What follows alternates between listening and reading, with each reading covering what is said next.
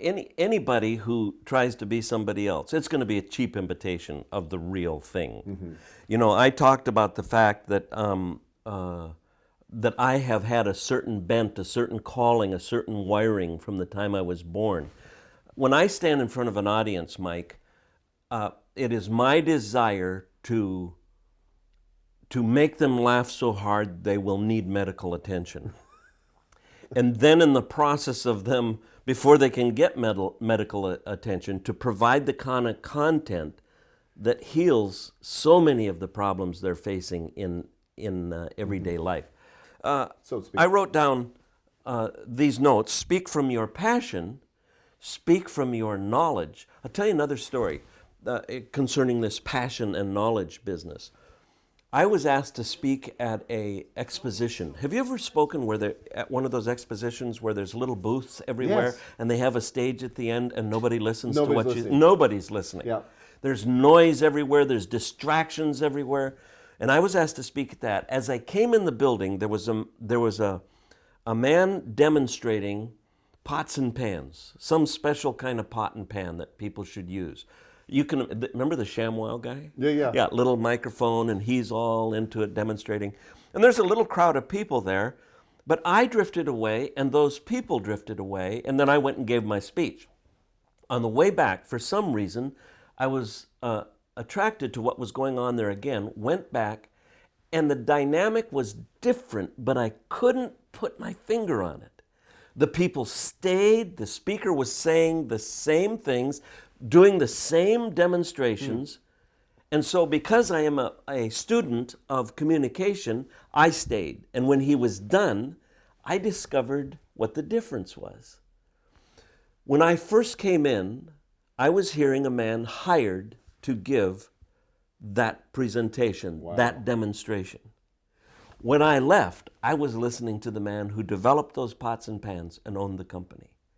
So he was speaking from intense knowledge and unbelievable passion. Yeah. So speak from your own knowledge, speak from your own passion, and that's all I got there. Those were the two notes that I put down. Those were the two notes that I put down. Let's go to the SCORE methodology. This is one of the most powerful frameworks ever, and I will forever be indebted to you for sharing this with me.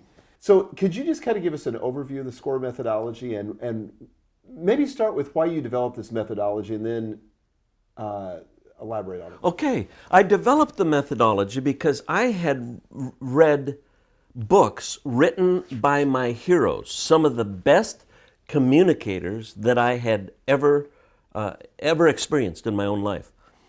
And all of those books talked about this focus has become one of the central ideas to us. But they used that as a starting point. And it was only later in my life that I realized that they were gifted. They knew how to develop that focus. Almost intuitively. It was intuitive. That's the word I was looking for. Much better word. This came to them intuitively. And people would read the books, and yes, I have to have a focus. I have to have one major direction that I'm heading with my talk. And the writer assumed that they knew how to get to that. Yeah. That's how we developed the SCORE process. Because we discovered people didn't know how to do that. And in fact, for most of us, our own intuition leads us to ramble, to chase rabbit trails, to just say a bunch of things. So we developed the SCORE system, and just very briefly, that acronym, which we teach over a 3 or 4 day process. Acronym, I think you meant. What did I say? Acronym. That's Yeah, something else. acronym. Yeah, acronym is when you get into a cult group that does acronyms. The expert speaks again. That's awesome. But anyway, that acronym is to, as you prepare, begin with subject. That's the S. That's the S. Okay. Then narrow that to a central theme. Okay. Another mistake many people make in speaking is they try to say too much. So true. Oh, nobody ever walks up to a speaker and says, "I wish you'd have gone for another 3 days." Well, they'd never say that anyway, but on the way home, they don't go, "Oh, that speaker wasn't long enough. I wish they'd have gone longer." Never in the history of the world. Yes. That ever happened.